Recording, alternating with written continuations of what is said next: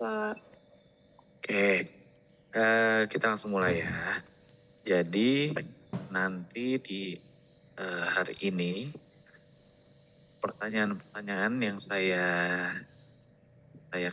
kasih sepanjang perkuliahan itu akan menjadikan tugas. Jadi nanti misalkan ada ditanya, kalian catat, nanti jawabannya dikirim ke email saya, itu akan jadi nilai tambah untuk latihan buah atau kita masukin ke nilai tugas.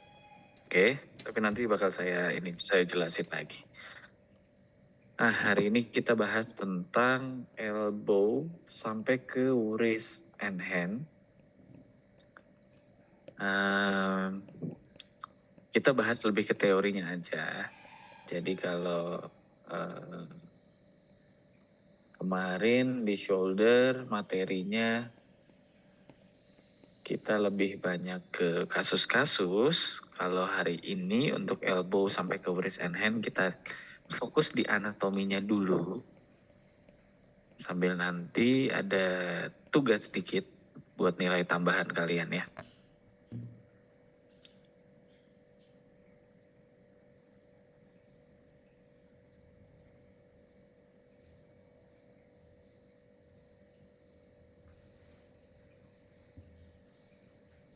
Oke, sorry bentar.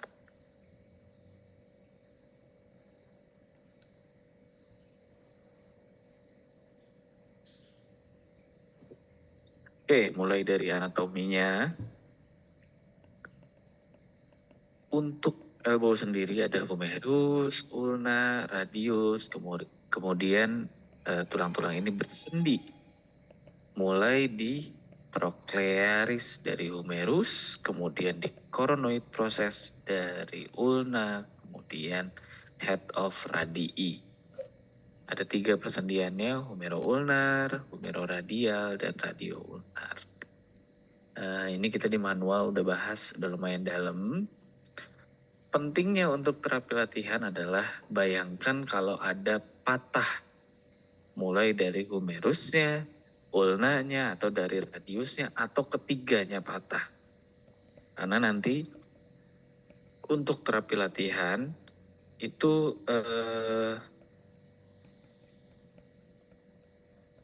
kalian lebih memikirkan bagaimana mendesain terapi latihan pada kondisi fraktur ulna misalkan atau fraktur humeri.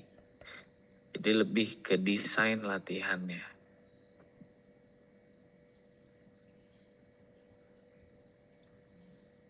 Berikutnya, oke, ini tadi persendiannya ya, mulai dari humero-ulnar, humero-radial, kemudian proximal radio-ulnar joint, dan distal radio-ulnar joint untuk wrist-nya. Oke, untuk humero-ulnar joint, sendinya hinge atau ginglimus, jadi terbentuk oleh trochlea humeri, kemudian di trochlea humerinya itu convex, bersendi dengan fovea trochlearis ulna bentuknya concave, arahnya serong 45 derajat ventroproximal. Ini harusnya udah hatam karena di manual 1, di manual 3 biasanya dibahas sedikit tentang arah-arah osteokinematik dan arthrokinematiknya. Oke, untuk capsular pattern, the humero-ulnar joint, polanya extension kemudian fleksi. Nah, fleksi lebih terbatas daripada ekstensi.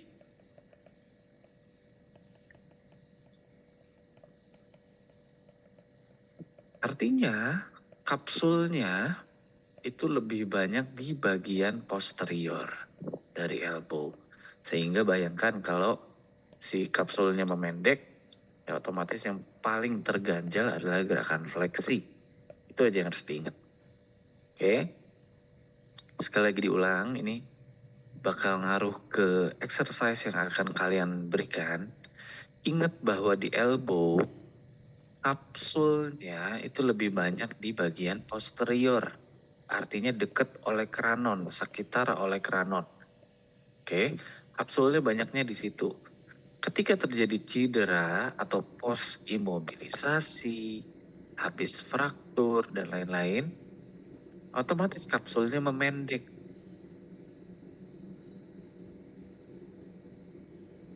Ketika kapsulnya memendek, maka gerakan yang paling terbatas adalah gerakan fleksi. Makanya kita sebut kapsular pattern-nya fleksi yang paling terbatas atau fleksi lebih terbatas dari ekstensi. Oke. Jadi nanti kalau diberi kita ngasih latihan pada pasien post fraktur sepertiga humeri, otomatis kita tahu oh ada capsular pattern, artinya fleksinya yang lebih terbatas. Maka nanti exercise-nya atau latihannya apa?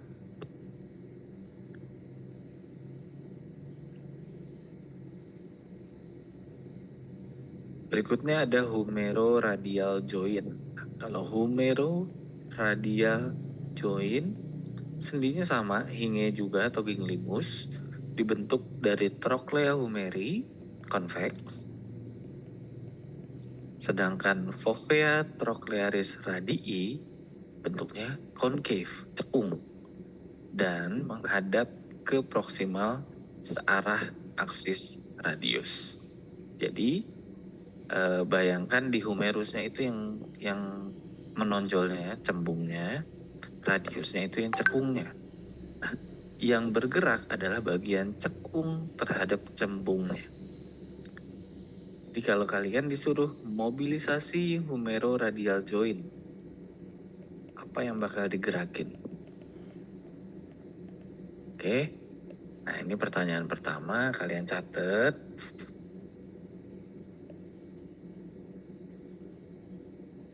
Ini saya ketik di chat juga ya.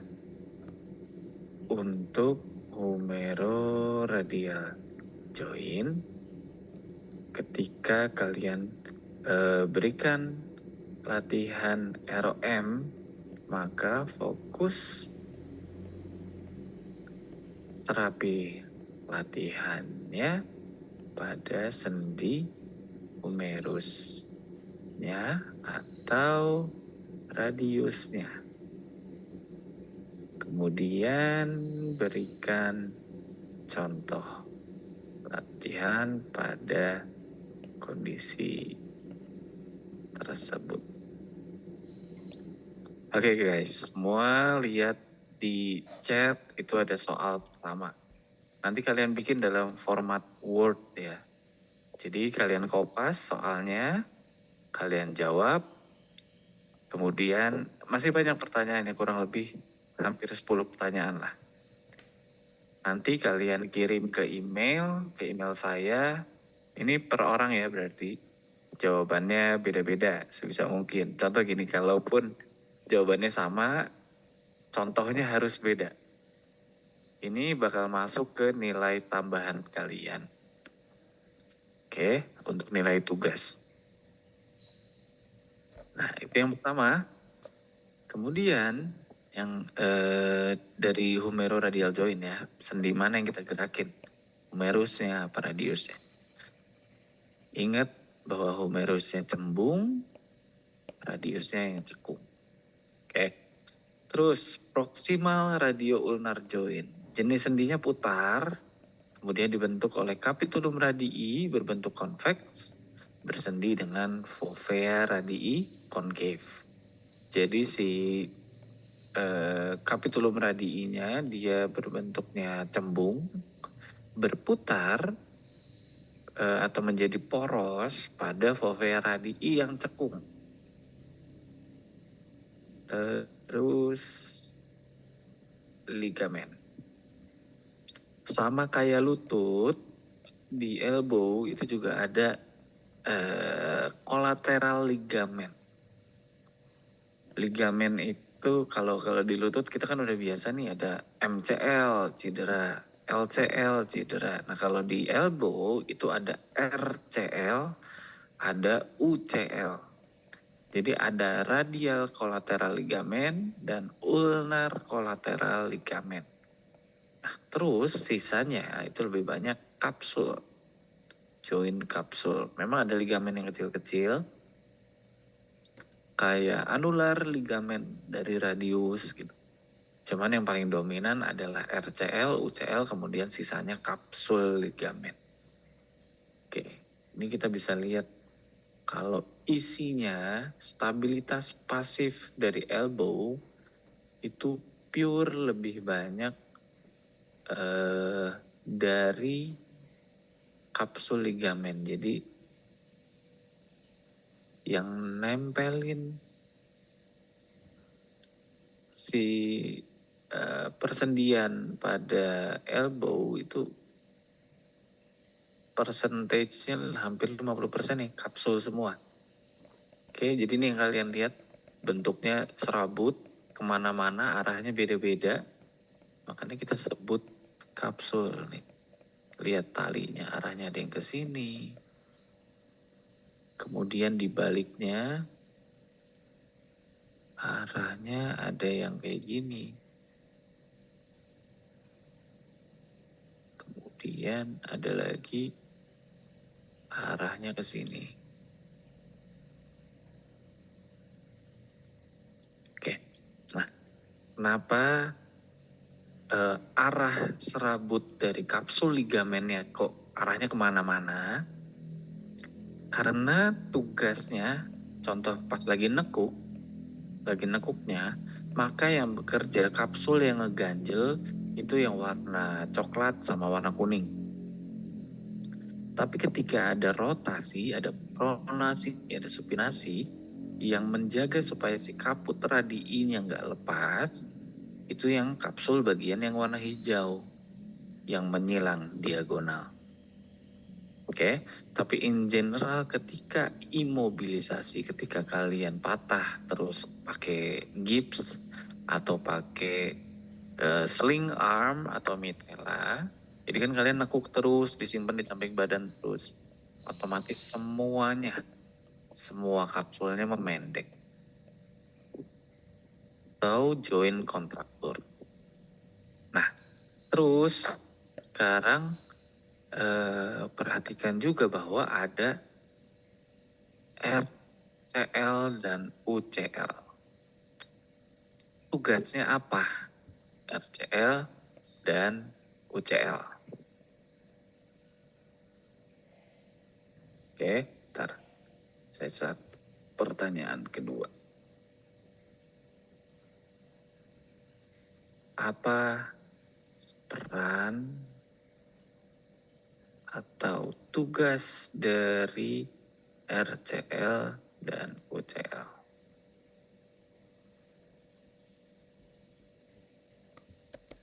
Oke, berikutnya bursa. Kemarin di shoulder juga kita udah bahas bursanya lebih besar, lebih lebar dan lebih tebal. Kalau di elbow, bursanya itu ada di belakang, di dekat olecranon. Kalau kalian pernah lihat pasien jatuh, terus posisinya dia nahan pakai siku, pasti bengkak. Bengkaknya besar, kemudian banyak rasanya kayak banyak cairannya. Nah itu olecranon bursa yang inflamasi, sehingga jadi rasanya kayak di baliknya ada cairan semua, tebel. Oke, kalau fungsinya bursa again untuk mengurangi friction, mencegah gesekan antara tulang sama tendon. Berikutnya, motion pada elbow. Yang pertama ada fleksi, ada ekstensi. Active flexionnya, prime movernya ya. Oke, kalau ini di screenshot aja bentar. Jangan lupa bahwa ini mana yang kerja. Ketika fleksi, prime movernya adalah bicep brachii dan brachialis. Kemudian pada saat gerakan isometrik, kalau nyeri, maka patologinya yang memungkinkan adalah di bicep brachii-nya, bukan di brachialisnya. Oke, Oke, itu untuk fleksi. Kemudian untuk ekstensi,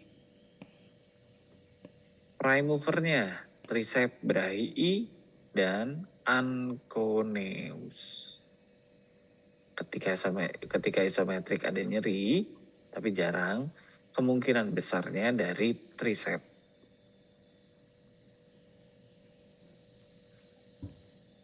Kemudian gerakan pronasi. Prime movernya pronator teres dan pronator quadratus. Ketika isometrik ada nyeri, maka patologinya pada pronator teres. Bahkan ada nama kasusnya sendiri, pronator teres syndrome.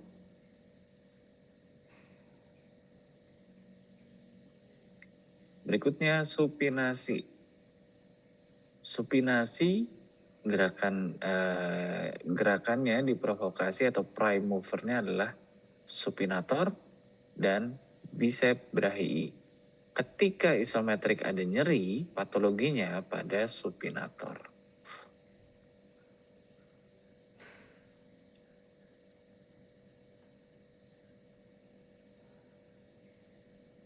Oke, ini di screenshot, dihafalin, karena ini intinya dari terapi latihan pada elbow. Ototnya ya ini lagi yang kita kerjain di elbow ya. Belum masuk ke yang wrist, belum masuk ke kasus-kasus tenis elbow, golfer's elbow. Sekalipun namanya tenis elbow, golfer's elbow, tapi itu masuk ke otot-otot yang wrist. Untuk otot-otot yang di elbow, motion di elbow, ototnya ini dominannya. Oke, paling enak dibikin tabel atau kayak gini. Ini kayak gini aja udah enak sih sebenarnya untuk rangkuman kalian. Lanjut. Sekarang anatomi tulangnya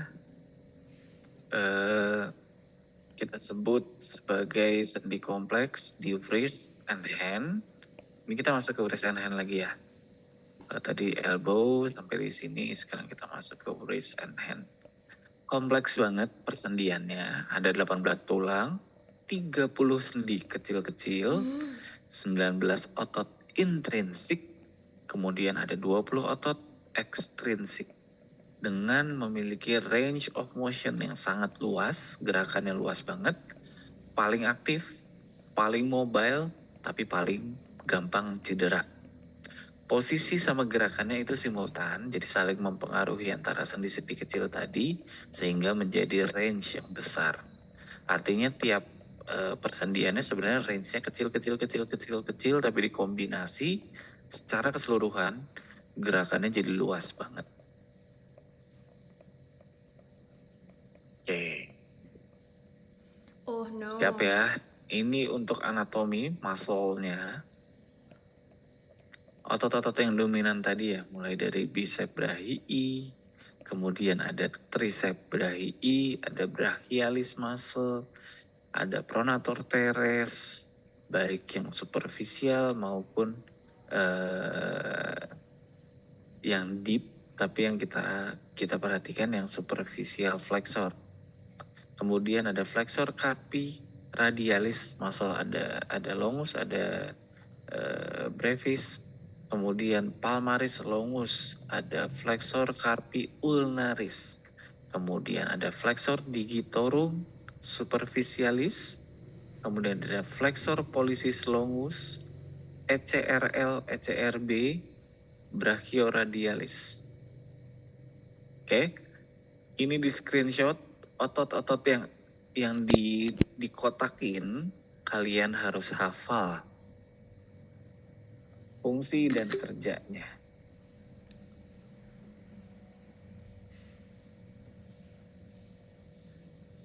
Oke.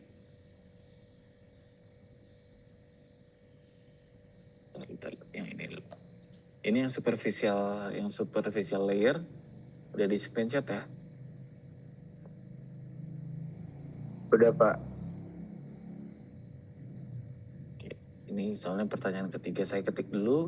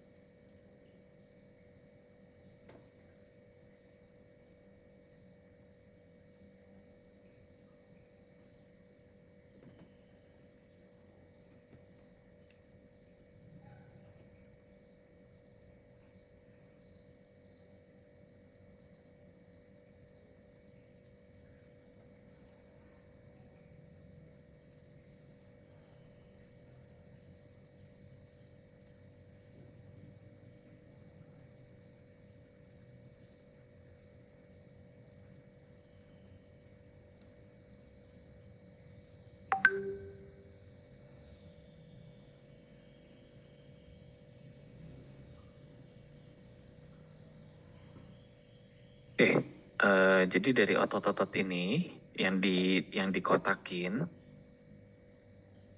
yang tadi kan yang superficial layer, kemudian ini yang deep layer, sama kayak kemarin yang shoulder ya. Kalian bikin tabelnya, isinya ototnya namanya apa, kemudian kontraksinya artinya memendek ketika gerakan apa, stretchnya posisi apa, kemudian tugas utamanya, baik prime mover misalkan kayak tadi bisa birahi I, prime mover ketika gerakan elbow fleksi, kemudian kontraksinya berarti ketika fleksi, stretchnya ketika extension, atau otot lain misalkan untuk yang dari deep layer ini anconeus atau ini supinator deh, udah jelas dari namanya. Supinator itu prime mover gerakan supinasi, artinya ke stretch ketika gerakan pronasi full misalkan, atau dia stabilisasi misalkan otot lain yang bekerja sebagai stabilisator seperti anconeus misalkan. Anconeus itu sebagai stabilisator ketika gerakan supinasi.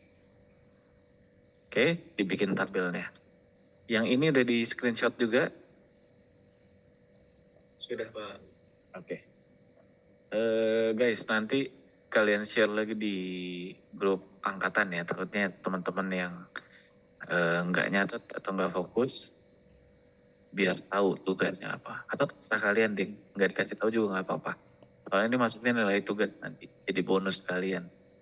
Kalau kalian mau pelit, buat yang ikut kelas hari ini aja ya silahkan, nggak apa-apa. Tapi kalau mau baik hati, ya di-share juga. Oke, pokoknya nanti saya tunggunya di email saya. Oke, berikutnya kita lanjut. Anatomi sendi, jadi secara garis besar untuk wrist and hand, ototnya banyak banget. Mulai otot yang kecil-kecil, nggak kalah, persendiannya juga ada banyak banget kecil-kecil.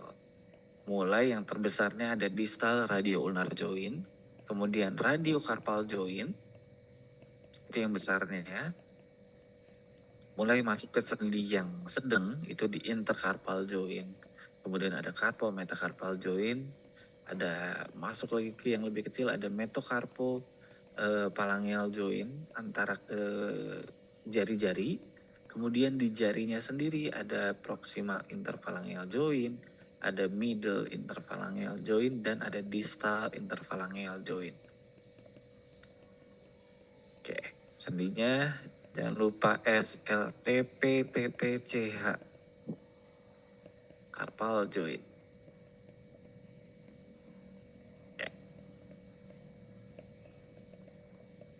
Mulai dari distal radio ulnar joint, sendinya putar, dibentuk dari distal capitulum ulna convex, kemudian radiusnya concave. Jadi si ulnanya cembung, di radiusnya yang cekung, kebalikan sama yang di atas tadi. Nah, sendi ini diperkuat atau diikat dengan ligamen interoseus radioulnaris.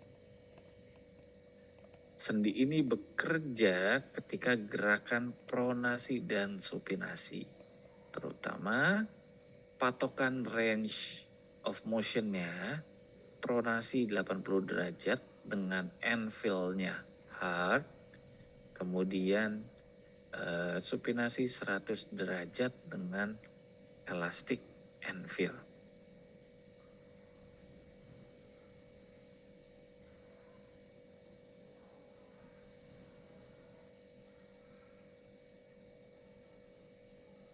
Ini bukan 1000 ya, 100 derajat elastic anvil. Oke, di garis bawahi biasanya di PG kalau itu di UTS. Nggak masuk petugas. Oke, terus radio carpal joint. Bentuk sendinya ovoid, kemudian korpusnya, badannya pada scapoid, lunatum, triquetrum. Terus gerakan dominannya ada palmar sama dorsofleksi. 80 derajat sampai 90 derajat normalnya untuk palmar, kemudian netral di 0 derajat, kemudian dorsofleksinya 70 sampai 90 derajat. Ingat, anvilnya elastik. Oke. Kemudian di radial atau ulnar deviasi gerakannya itu 15 derajat kurang lebih untuk radial deviationnya. Untuk ulnar deviationnya 30 sampai 40 derajat dengan hard and feel. Oke. Terus intercarpal joint. Di intercarpal joint itu sendi kecil-kecil digabung jadi sendi tangan kita nyebutnya. Ada gerak angulasi sama di mid carpal joint.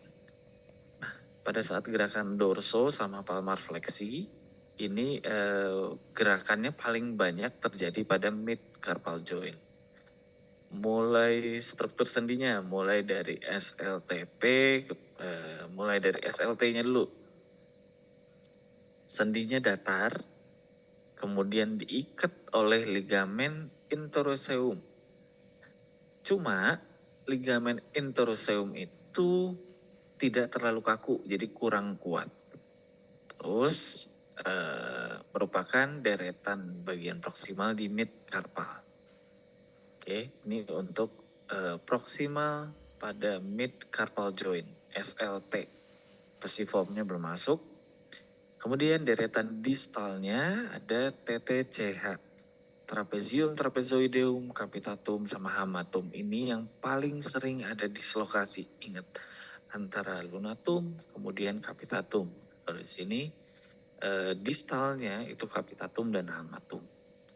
Kemudian antara kedua deretan ini dibentuk oleh sendi mid carpal. Oke.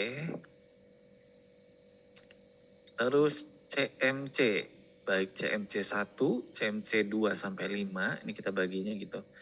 Di CMC 1 itu bersendi jenis sendinya saddle joint dari trapezoid sama metacarpal 1. Jadi trapezio metacarpal 1. Kapsular patternnya abduksi dan ekstensi sama-sama terbatas. Oke, kemudian CMC 2 sampai 5 2, 3, 4 itu datar, 5-nya saddle. Oke. Nah, bentar lagi kita ke disconnect. Kalian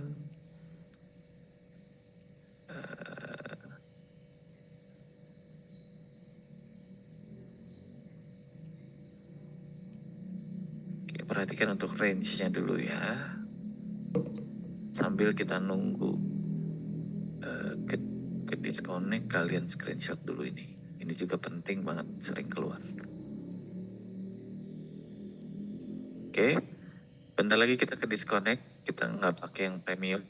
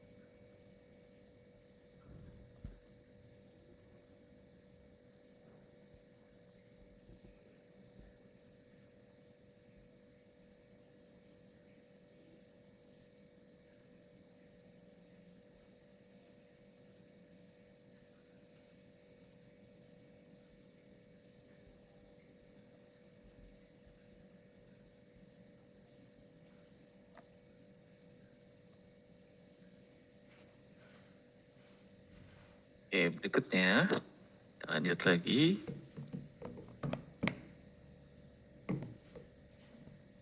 Ada metacarpophalangeal joint.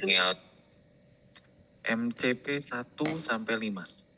Sendinya jenisnya ovoid atau ovioid dan hinge, mulai dari kaput metakarpal sampai ke basis dari jari atau palang. Terus struktur sendinya kondiler. Antara kaput metakarpal itu biconvex, jadi dua-duanya cembung.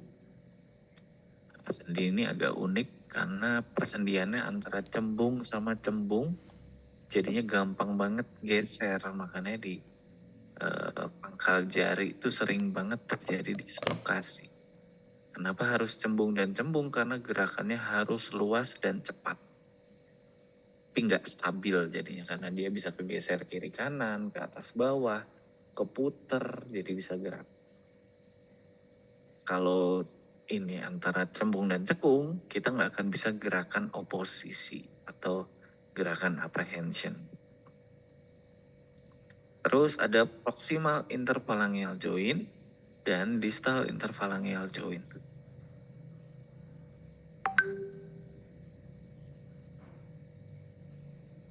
Struktur sendinya jenisnya hinge, ujung proksimalnya itu convex, kemudian distalnya concave. Jadi di atasnya dia cembung, di bawahnya dia cekung.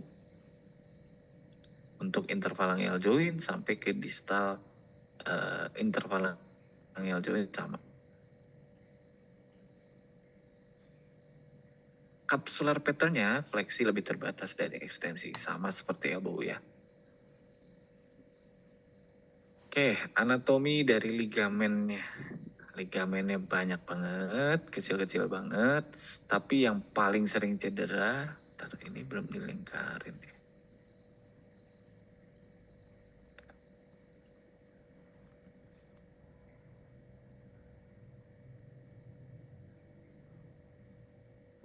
Oke. Saya lingkar-lingkarin dulu. Oke, jadi ligamen yang paling sering kita temukan bahwa si pasiennya itu mengeluhkan cedera itu kurang lebih di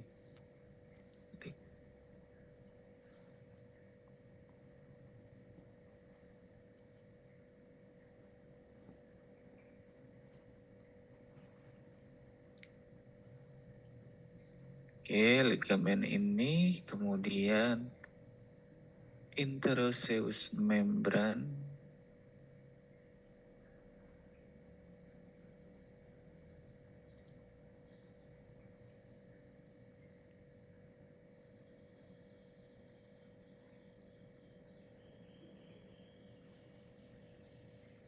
Oke. Ini ligamen yang paling sering cedera. Kemudian ligamen yang sering kita temukan kalau ada dislokasi. Ini.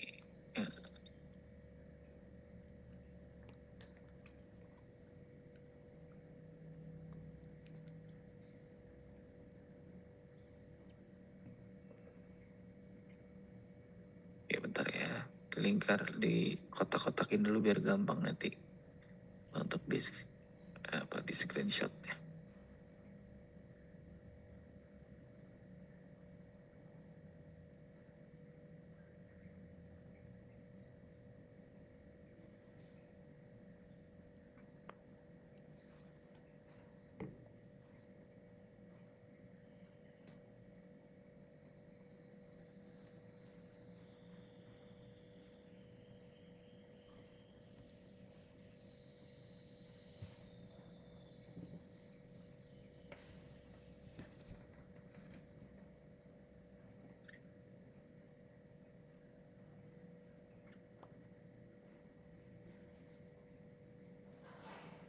Oke, nah jadi ini ligamen yang paling sering cedera pada sendian wrist and hand. Jadi ligamen pertama yang paling sering bermasalah adalah interoseus membran. Interoseus membran itu mengikat antara radius dan ulna supaya jaraknya itu tetap stabil.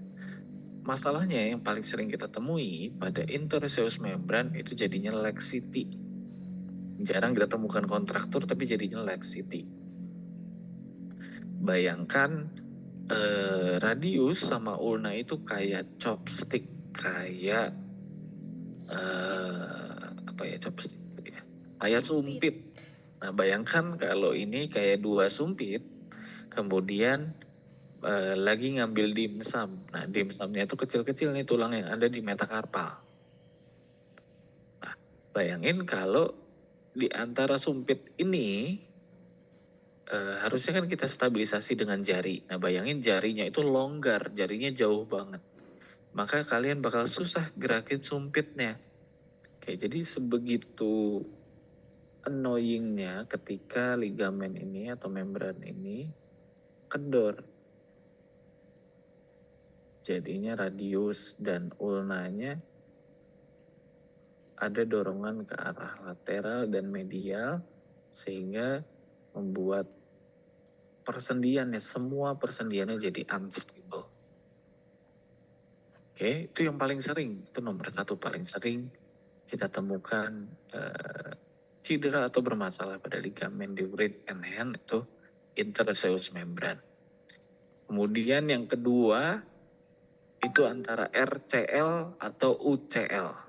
Jadi kan tadi ada RCL sama UCL di bagian proksimal, bagian atas dekat ke elbow. Nah, tapi ada juga RCL sama UCL di bagian distal. Itu yang nempel ke wrist and hand. Oke. Masalahnya paling sering kalau ini antara laxity atau dia malah jadi kontraktur. Oke. Dari ligamen ini dulu, kemudian mulai dari palmar radiokarpal atau ulnar joint, ini sering menyebabkan bunyi kletek-kletek. Nah, tapi paling sering itu di palmar radio-ulnar ligamen.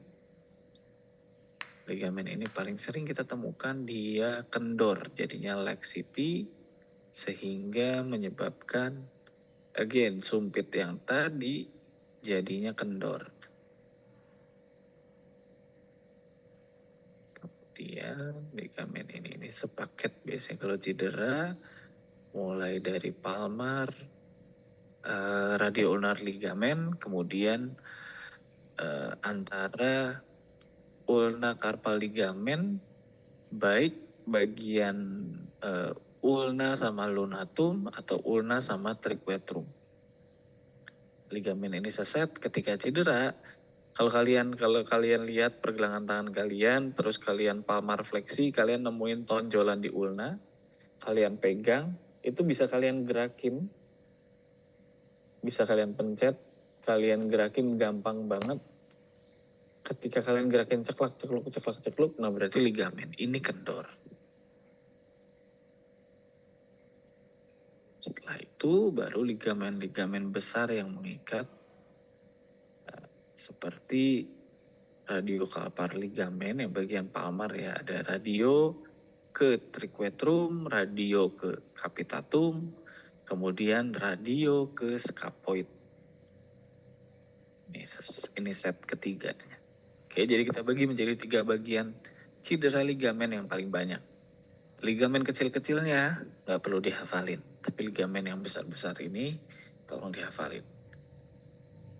Oke.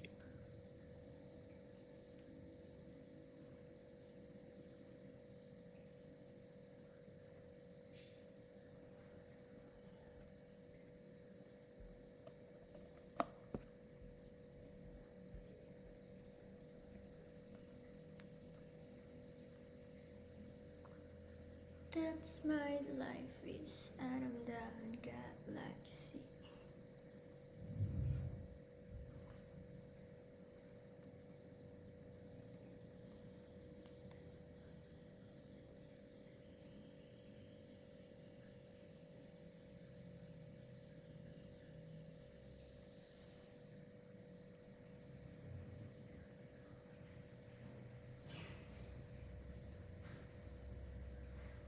Oke, ini saya bikin pertanyaan lagi untuk membagi grup ligamen ketika terjadi cedera.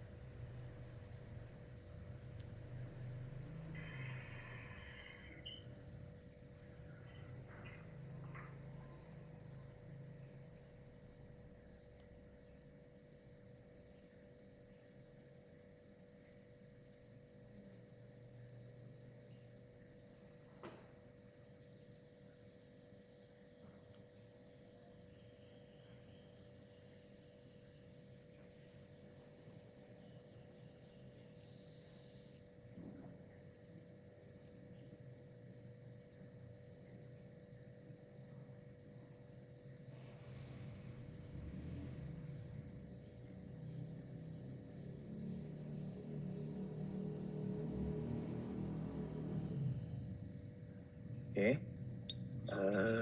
semua ngelihat lagi di chatnya. Apa yang terjadi ketika kalian menemukan cedera pada interosseus ligamen yang di tengah tadi? Oke, yang diceritain. Bayangkan seperti chopstick, seperti sumpit. Terus kalau ligamen itu cedera, apa yang terjadi? Terus apa yang kalian temukan kalau cederanya pada RCL atau UCL bagian distal tapi ya, radio kolateral ligamen dan ulnar kolateral ligamen pada bagian carpal joint. Kalau cedera, apa yang kalian temukan? Sama kayak yang di elbow tadi, sama kayak di lutut juga sama. Kalau MCL cedera gimana, kalau LCL cedera gimana, bikin simple aja. Terus kalau cederanya di ligamen atau di palmar ulnocarpal ligamen atau radiocarpal ligamen, jadinya loose, kendor, atau kendornya itu arahnya kemana, itu aja. Ya ribet ya, makanya dibikin online nih kalian biar bisa nyatetnya lebih enak. Oke, lanjut ya, ini udah di screenshot ya. Oke, tolong di screenshot, kita lanjut. Nah, kalau tadi itu pada bagian palmar, sekarang pada bagian dorsal. Sebenarnya sama aja, ini point of view-nya aja yang berbeda. Point of view berbedanya cuman garis bawahi lagi, tapi semuanya aja.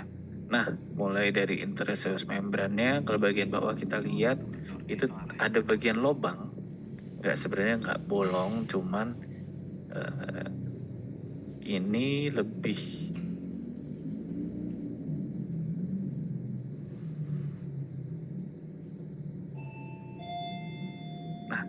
Bagian sini itu lebih kosong untuk memberikan space. Ini kan gerakannya pronasi, supinasi, tapi ada juga gerakan geser atas bawah, kemudian geser ke samping. Hanya desainnya seperti itu. Terus ligamen-ligamen lainnya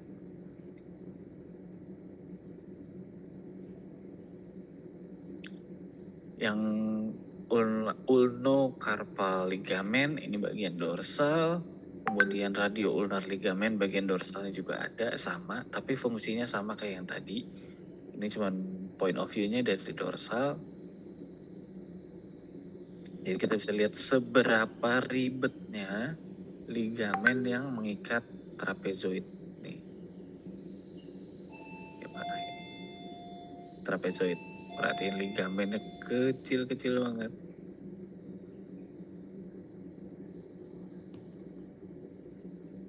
Ligamennya kecil-kecil banget yang mengikat trapezoid ini.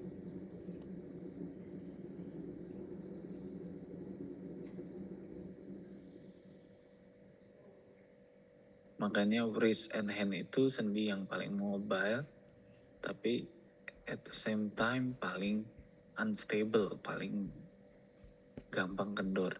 Dan sekalinya udah pernah kendor, susah banget untuk balikin normal lagi. Kayak untuk yang slide ini nggak perlu di screenshot, sama aja kayak yang tadi, ini cuma point of view-nya dari bagian dorsal.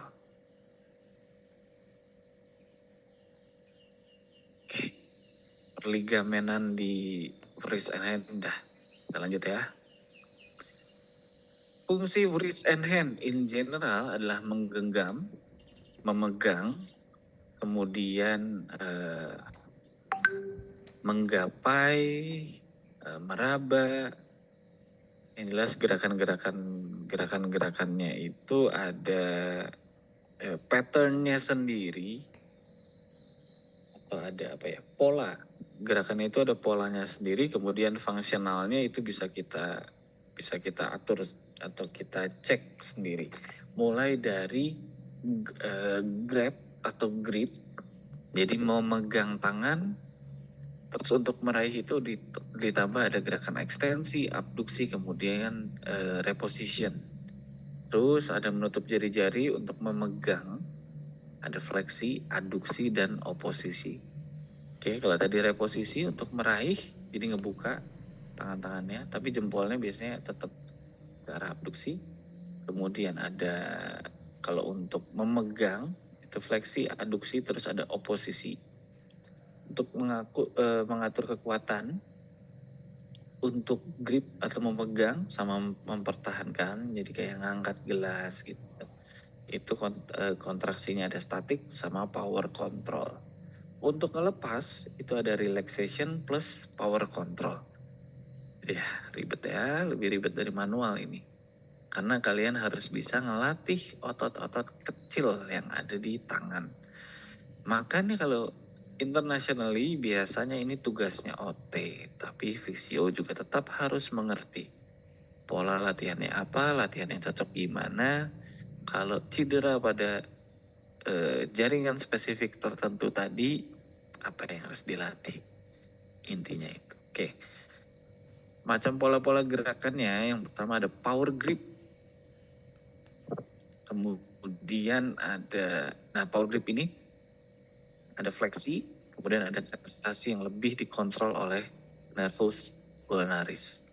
Oleh karena itu ketika ada TOS, thoracic outlet syndrome, kena di nervus ulnaris, maka kekuatan untuk gripnya akan lebih lemah. Kemudian pada pronator teres syndrome, nervus ulnarisnya ketekan, gripnya juga akan jadi lebih lemah. Untuk power grip, gerakan ke arah ulnar deviasi itu melibatkan telapak tangan, kemudian wrist extension. Kalau wrist extension itu dari nervus radialis. Gerakannya termasuk ada hook grasp, kemudian cylinder grasp, fist grasp, sama spherical grasp. Nanti ada gambarnya biar gak pusing. Terus gerakan kedua adalah precision atau prehension grip. Prehension grip ini fleksi, kemudian sensasinya lebih dikontrol oleh nervus medianus. Aktivitasnya itu terbatas dari metakarpal phalangeal, kemudian untuk thumb atau ibu jari itu gerakannya oposisi.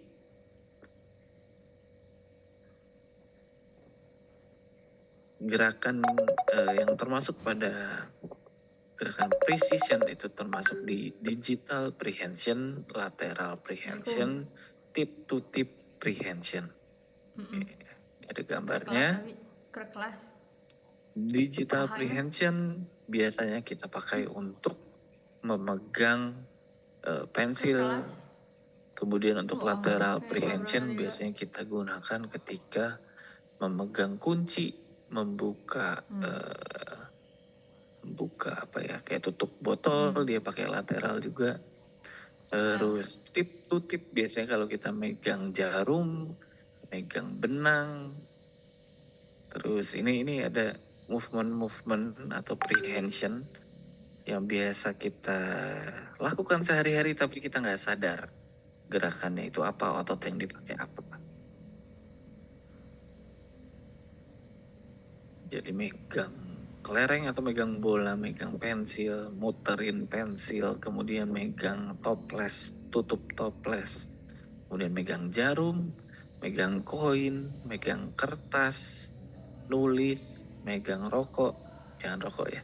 Tapi emang megang rokok itu pakai sisi lateral sama medialnya dari palang 2 dan 3. Kemudian ngambil tisu, ngeremes tisu, megang kayak kita mau masukin kelereng ke tempatnya.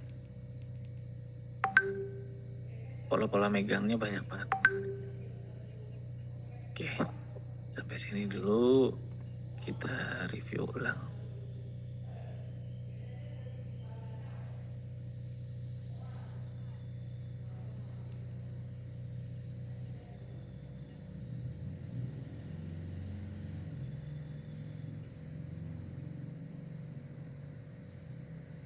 Oke, jadi untuk hand functionnya itu yang harus kalian perhatiin mulai dari power grip sama precision. Jadi dibagi dua. Ada gerakan yang spontan, gerakan yang kuat, ngambil, ngangkat, mengepal, kemudian mendorong dan lain-lain. Sama ada gerakan precision. Precision itu gerakan-gerakan yang atau kita sebut prehension grip, itu gerakan-gerakan yang butuh fine motor activation. Jadi gerakan yang ngambil benda kecil, masukin koin, masukin jarum, masukin benang ke jarum, gerakan-gerakan yang butuh presisi. Kalau tadi butuh power. Oke. Ini contoh-contoh gambar, tapi kita bahas langsung kasusnya. Oke, saya catat dulu pertanyaan kelima.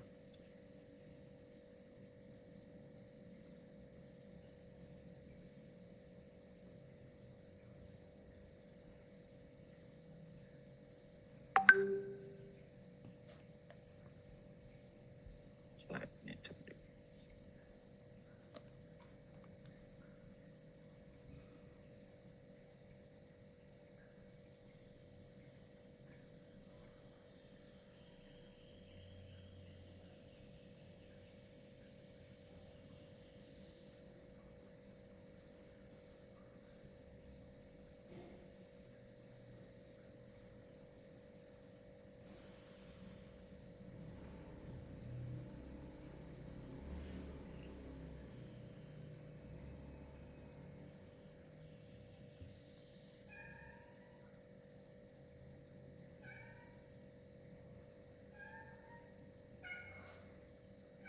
Naon Ico?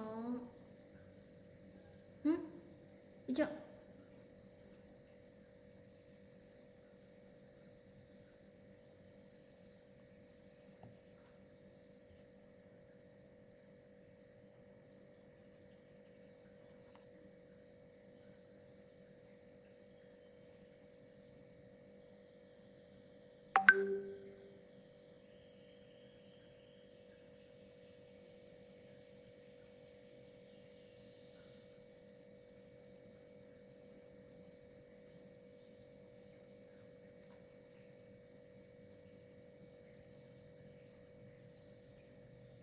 Oke, jadi soal kelima, pertanyaan kelima, kalian berikan contoh hand function terkait dengan gangguan gerak dan fungsi pada regi tangan atau jari-jari.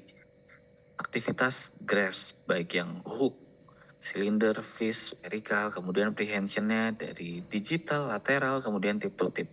Kalian kasih contoh satu aja. Aktivitas hand, contoh nih, yang dipakai tapi termasuk aktivitas dari hook, grasp. Misalkan di aktivitas sehari-hari, pasiennya tidak bisa menjinjing kresek pada jari, misalkan. Misal kayak gitu. Nah, ini kalian berikan contoh-contohnya. Oke, udah di screenshot ya.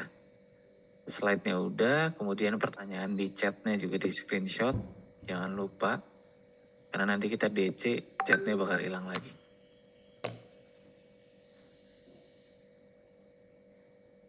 Oke, lanjut ke patologi atau cedera umum yang sering terjadi pada elbow, wrist, dan hand.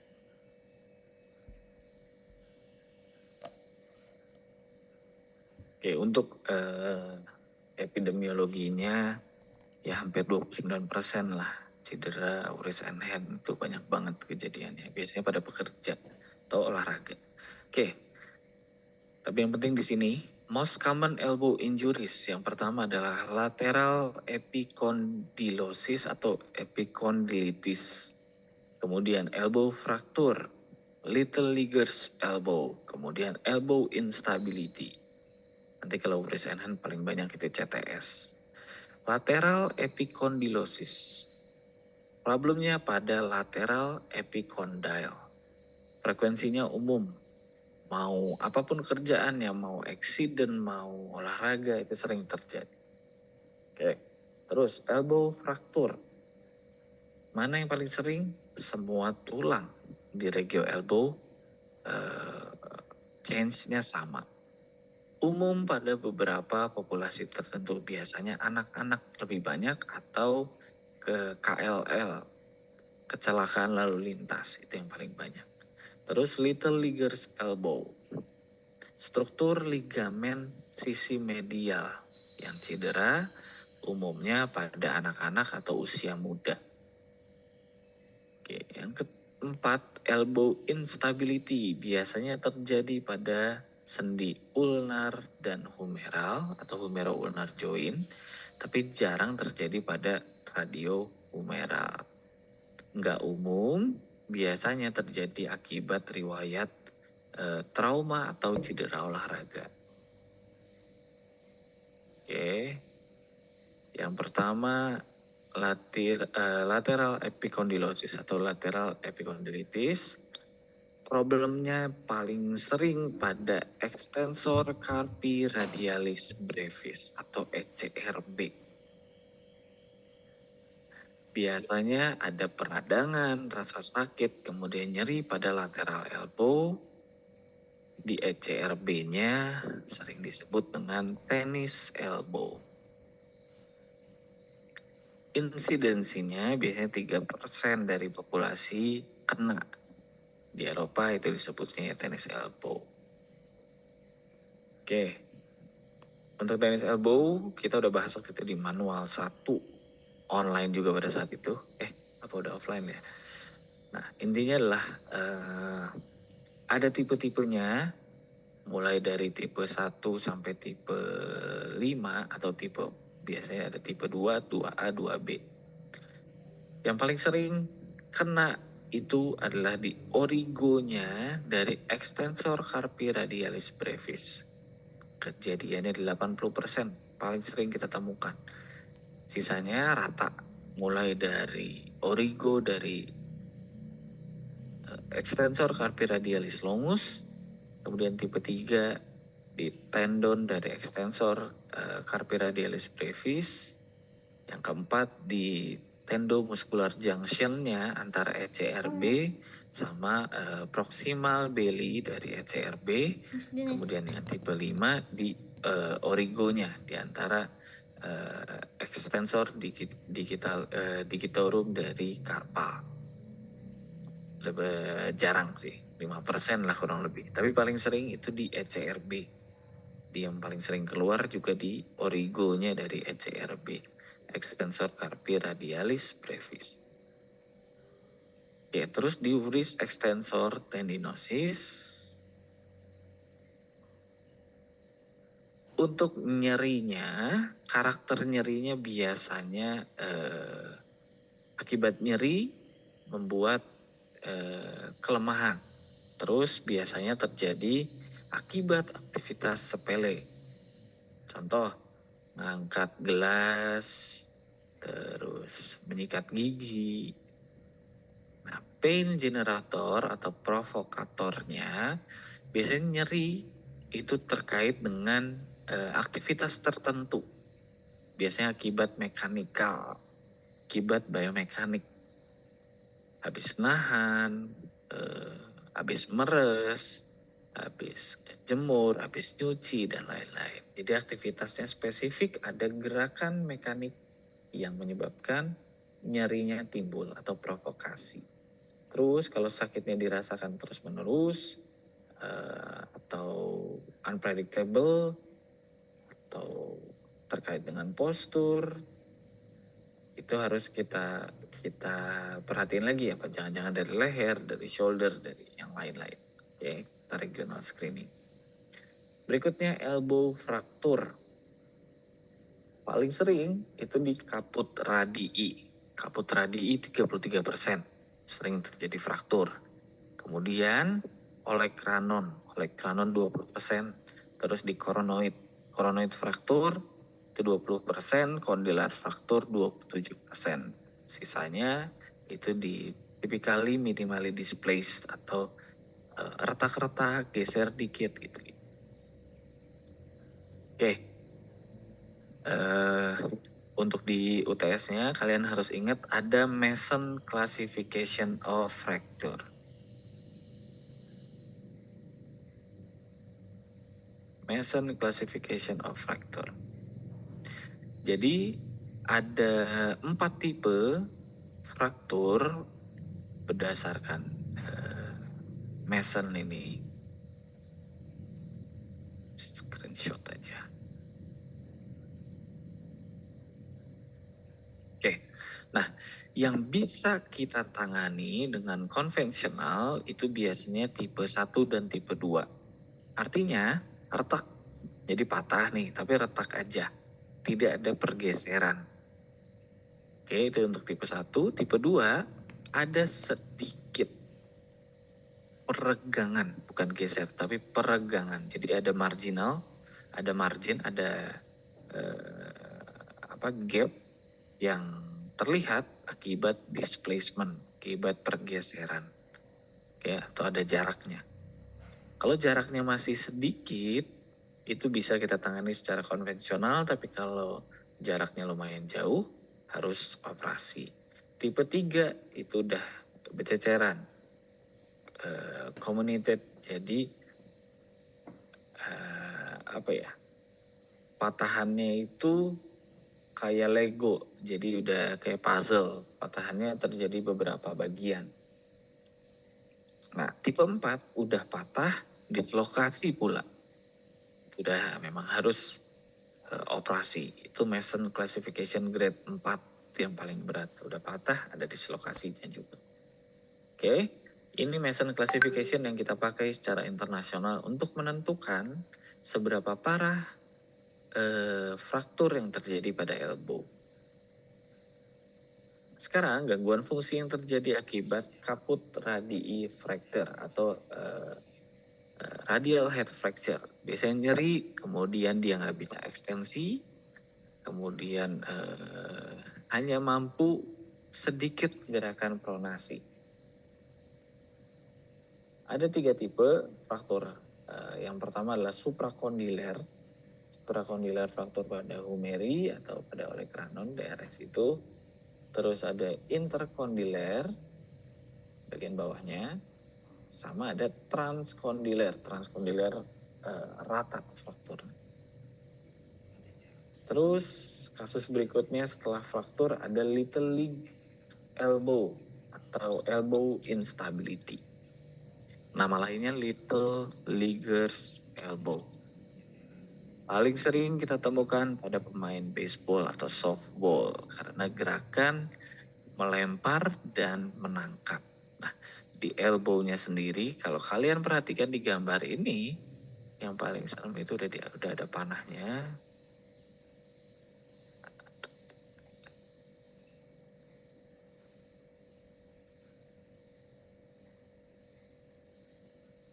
Nih kita panahin lagi.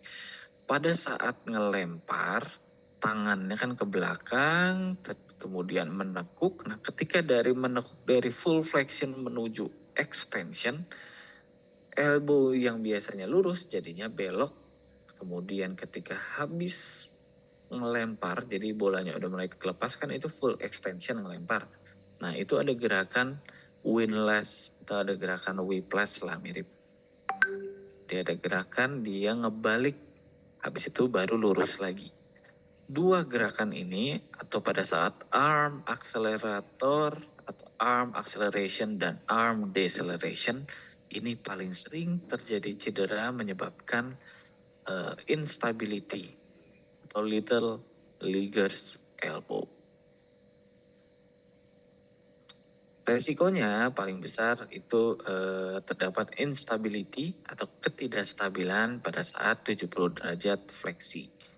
Yang paling sering kena itu UCL, ulnaris collateral ligament, kemudian sendinya itu radio kapitelar atau radio antara capitulum sama radius. Terus yang paling sering cedera origo dari flexor, pronation, sama medial epicondylus. Paling sering cederanya atau instability-nya. Oke, balik lagi ke ligamen-ligamen yang tadi. Untuk join kapsulnya sendiri biasanya jadi laxity, kemudian MCL,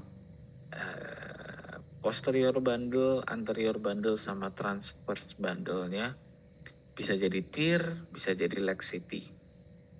Anular ligamen biasanya jadi memendek. Oke, terus kita masuk ke yang wrist. Wrist kita ambil ini paling banyak CTS, sudah kita bahas juga di manual 1. CTS penjepitan saraf nervus medianus, bisa karena tendonnya yang menebal, bisa karena ligamennya yang menebal atau memendek, bisa jadi dari sarafnya sendiri, bisa jadi ada dislokasi atau subluxasi, ada posisional yang tidak tepat pada ulnaris atau capitatum, terus ada dari mechanical misfunction dari posisi tangan yang tidak tepat menyebabkan carpal tunnel syndrome. 3% dari seluruh populasi. Tinggal nunggu waktu sampai dari 10 orang, 3 orang pasti mengalami carpal tunnel syndrome. Jadi sering banget. Karakteristiknya nyeri, kesemutan, baal. Paling sering memburuk pada malam hari, dan biasanya pasien jadi kebangun. Dia tidur, tangannya biasanya di balik bantal, ketindihan bantal, habis itu kesemutan. Itu paling sering. Terus jadi kebangun karena kesemutan. Terus pasien sering, ini sebenarnya bukan menjentikan sih, kayak apa ya, mengibaskan tangannya. Di tangannya dikeplek-keplek gitulah supaya kesemutannya berkurang. Oke, simptomnya udah tahu lah ya. Paling sering kesemutan, nyeri, mulai dari lengan, siku, kemudian ke bahu. Terus ada penurunan kekuatan cengkraman. Cengkraman yang mana? Grasp yang mana? Hook, spherical, atau yang mana itu? Sesuai yang function tadi. Terus kehilangan ketangkasan. Jadi ability-nya berkurang untuk wrist and hand-nya. Terus ada atrofi pada otot tenar. Terus kedua tangan juga sering berbarengan terpengaruh. Oke, itu CTS sudah familiar lah ya. Oke, di review lagi tadi udah ada 5 pertanyaan ya. Jadi 5 pertanyaan terkait dari anatomical function, mulai dari anatomical sampai function dari wrist and hand.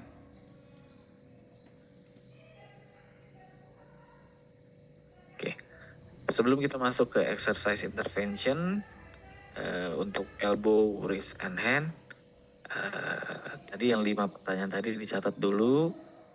Yang kelewat bisa tanya temennya ya. Kita ulang lagi. Bentar lagi kita ke disconnect. Masuk lagi pakai link yang sama ya. Oke, kita tunggu dulu bentar. Oke, jangan silahkan minum dulu, makan dulu silahkan. Puasa.